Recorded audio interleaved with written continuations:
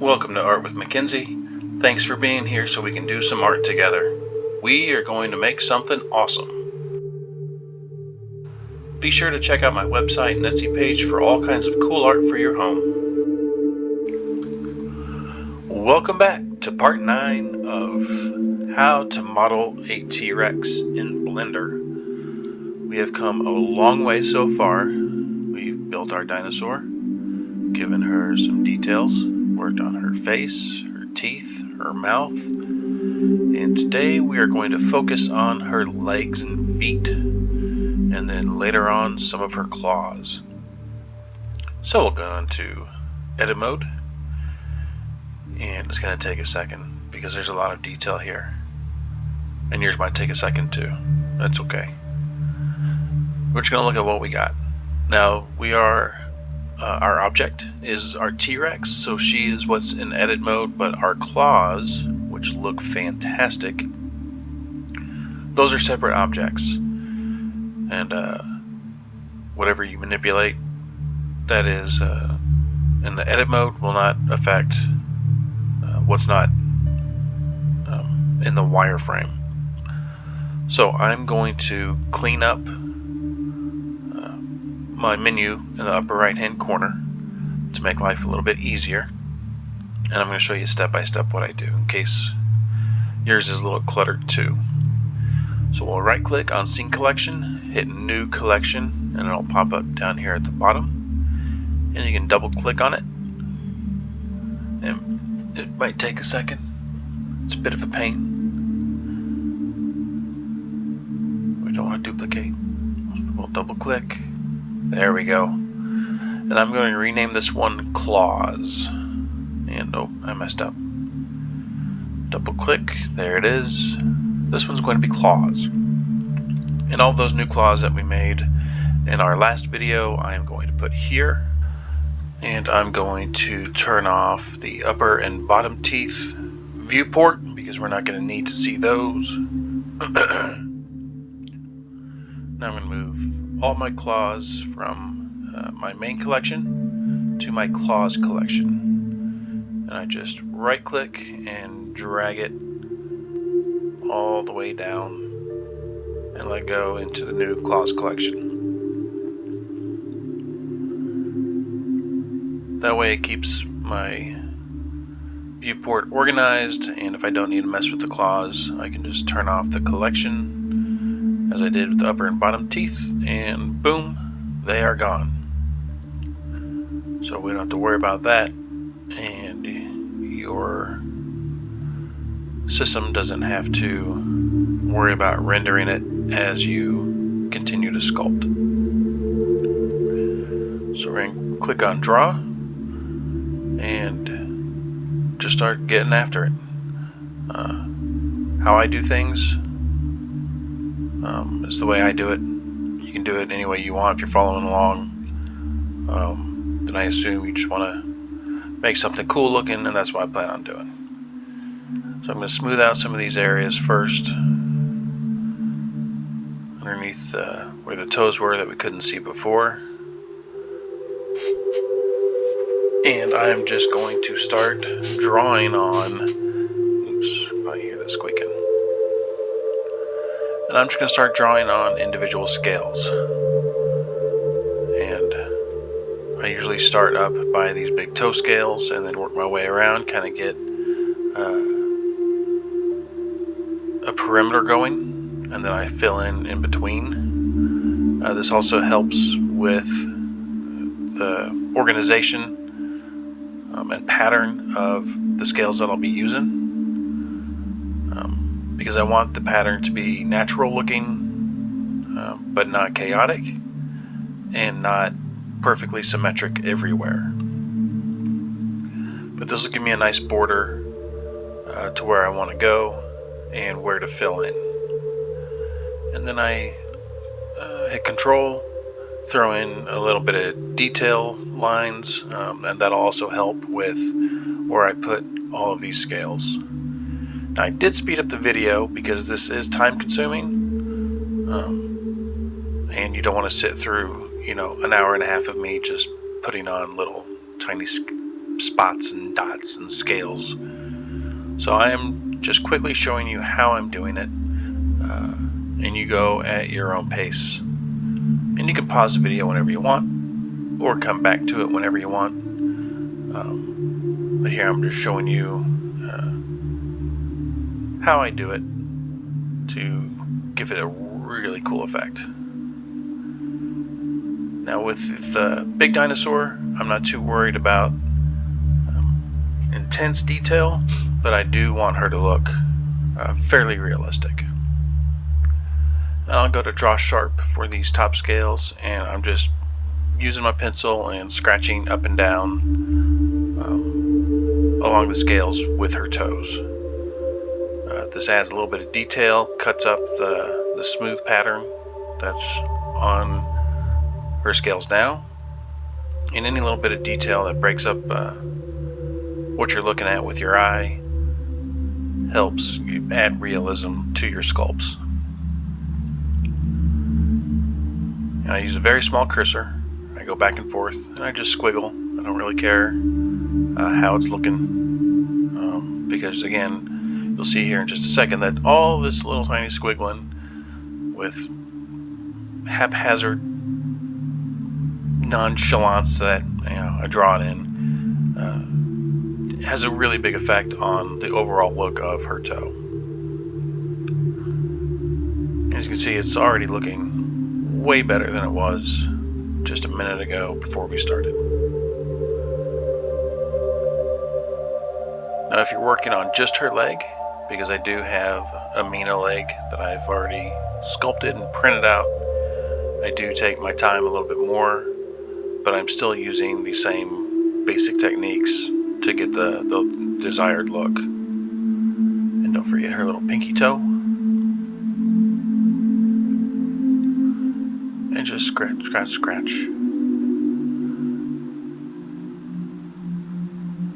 There. Now we'll go to grab and we'll continue adding detail. Now I go to the front of each of these scales and I just lightly pull up a little bit.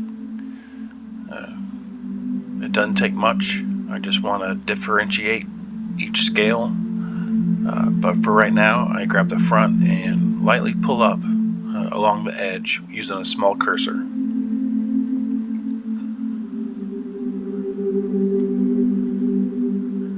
And then I'll come to the front, and everything that I just pulled up, I will click and drag forward to kind of give it an overlapping appearance.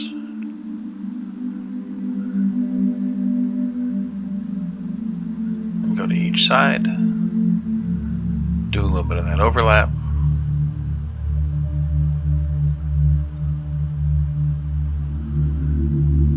And we'll go back to draw and we'll hit Control, and we will subset the backs of these scales a little bit to help really push that look of overlapping scales. I'll go back to draw, bring it up a little bit, take advantage of the new topography that we just added. I'll bring up and pull forward, bring up and pull forward. Tiny little movements, and this doesn't really take too long either.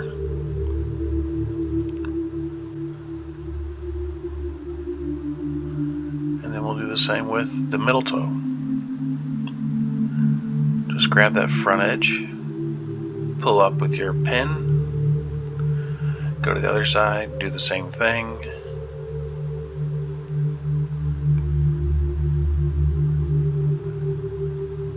Then grab the peaks of what you just did and bring it forward using very small motions.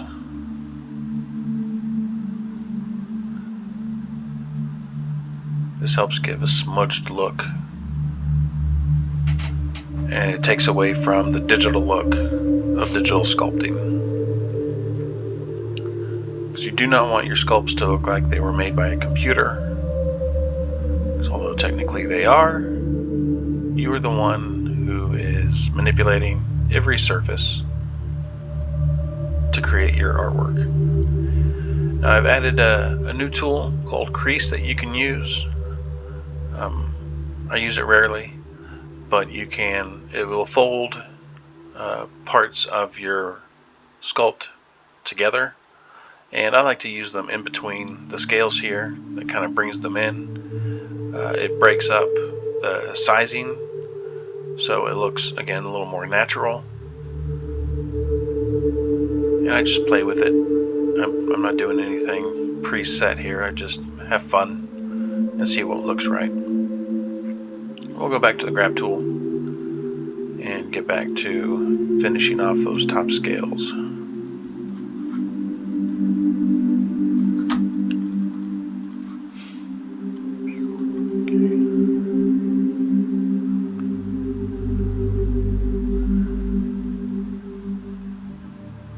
And as you can see, a little bit of overlap adds a lot of definition and a lot of realism. So when you're up close, it might look kind of silly, but from a normal point of view away, it looks amazing.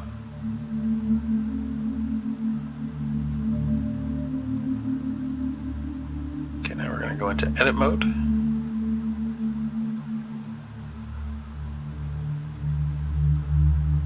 We're going to save our work.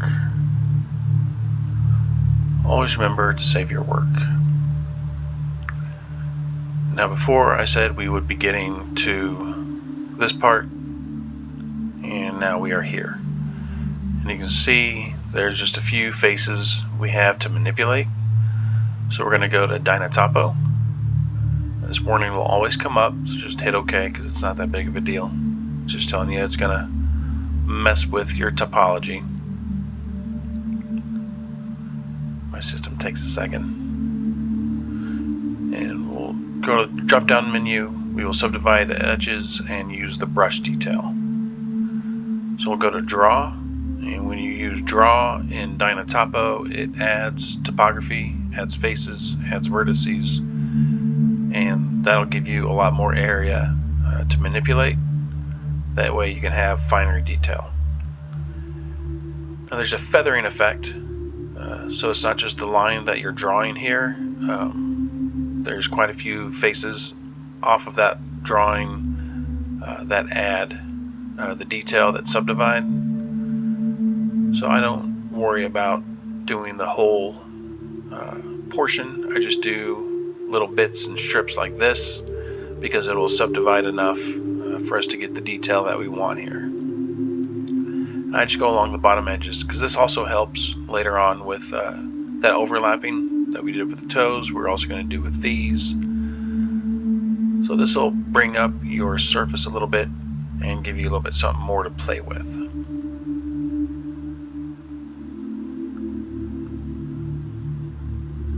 And remember, when you're using Dynatopo, you are adding triangles, so you want to make sure it stays off when you don't need it. But I'll add a little bit more extra skin flap to this fold over under Dynatopo to give me that detail. So we'll turn off Dynatopo. It'll take a second to get your system to calculate everything.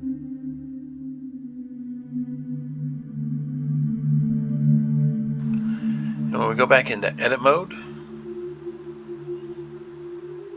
right here, you'll see these darker areas.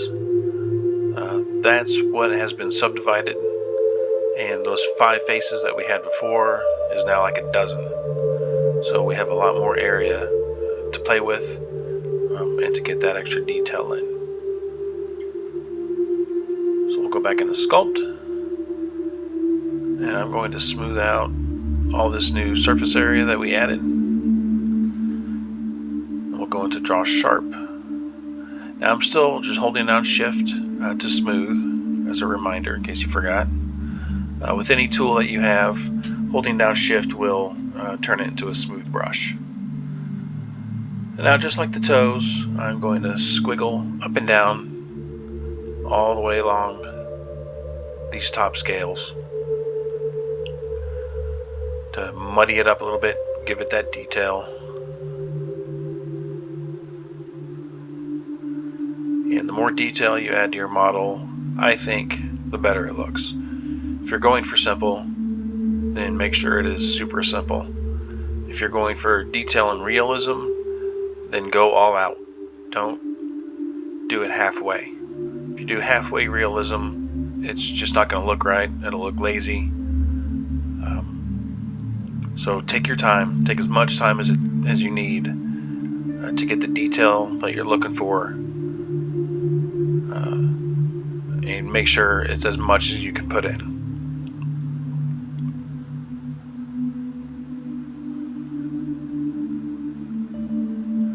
And already you can see the improvement in quality over this foot with just a few random squiggles. It doesn't take much. And I've only been using Blender for 6 months. And I don't know if this is your first go at Blender. But if it is, this is my way of giving you all of what I know without all the pitfalls that I've had to learn over the past 6 months. So if you're just following along for the first time with Blender, you should be able to create something pretty fantastic right off the bat, the way we are here. So I'll use the straw sharp, and I'll start adding some of these extra detail lines, skin folds, and I will just go with what feels right and what looks right with my model. You don't have to do the exact same thing because your model is probably going to be slightly different, so your detail is going to be slightly different. And now we go back into a grab brush, and we'll grab these front edges that we drew on. Because they're already elevated slightly, we're just going to pull them down a bit.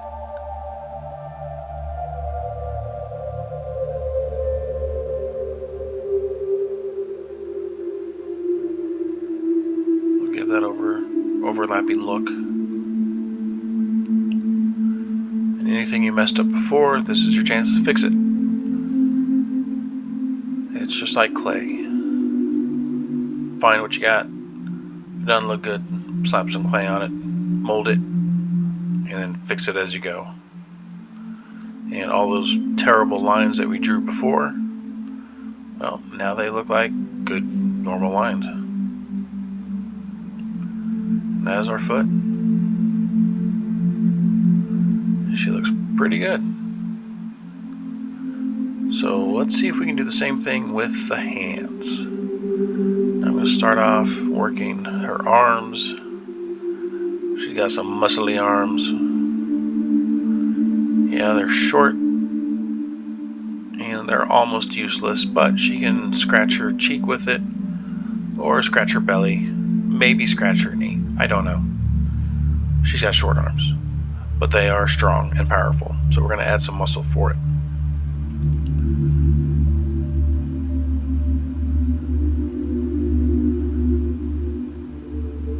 These look kind of silly, but it's okay. We're gonna keep working it until they don't look silly.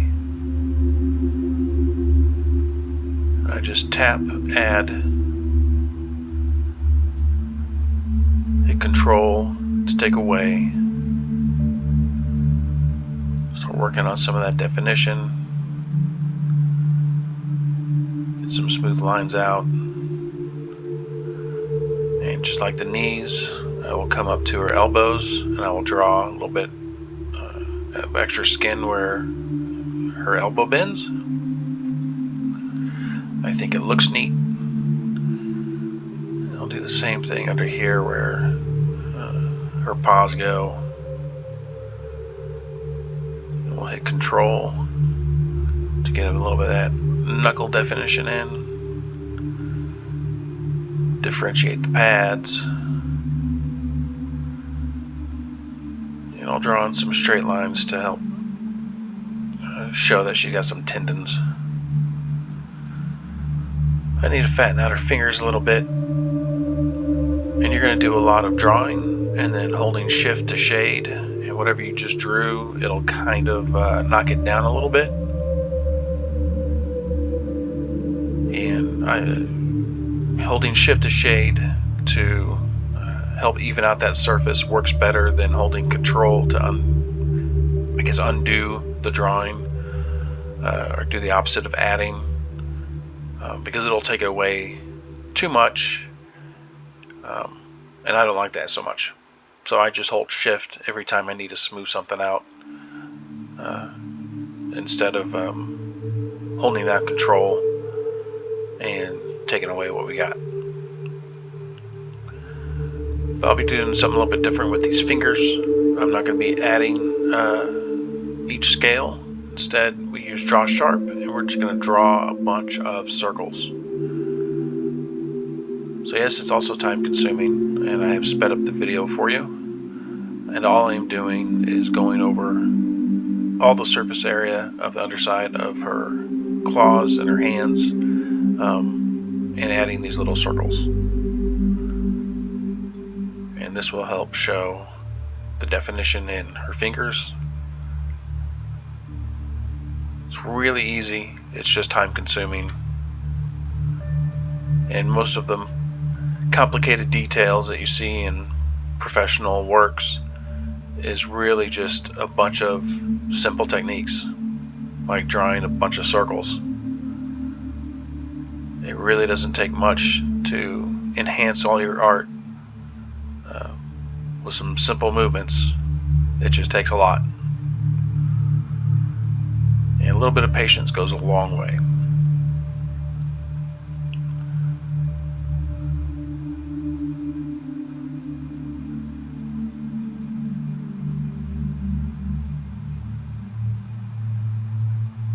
Now I'm keeping the small circles to the underside of her pad, because I'll be doing something different on the exposed part. So I just keep going through, and I move my camera to where I can see, and make sure you get every nook and cranny. Even if there's a part of your dinosaur you think nobody will ever see, it's always good to have detail there. You knowing it's there will make you feel better, because it's just more life that's brought into your work. As we get further out to the front side of her fingers, I use bigger circles, and that's going to be our transition point between tiny little bitty circles to different types of detail. I'll finish up her little nuggets, and we will go with these long oval scales on the tips of, or the back sides of her finger. Front sides, back sides. Now it's the front because it's facing. What a conundrum. Anyway, just do what I'm doing, you'll be alright. Nice long scales, a little bit different. It breaks up the pattern of your dinosaur, and having that little breakup of a pattern is part of that detail work that makes your art stand out.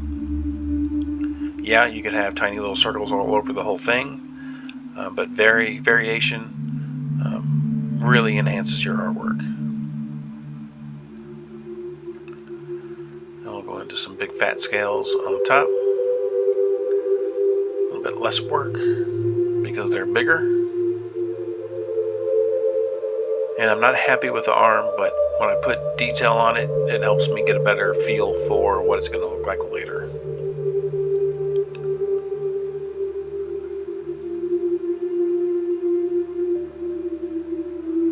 So we'll just throw some of these on, a little bit bigger around the body.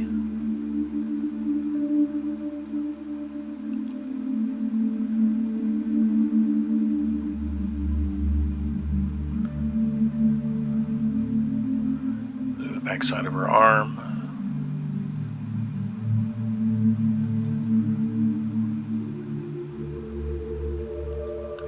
And if you're not completely happy with the shape of your sculpt and you add this detail, sometimes it can kind of hide what you don't like.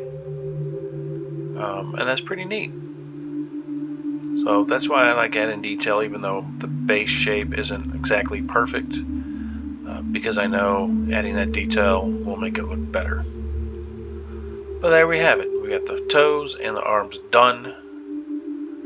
I'd say that's a good stopping point for you guys. We'll add everything back in so we can look at her as a whole, and she's fantastic.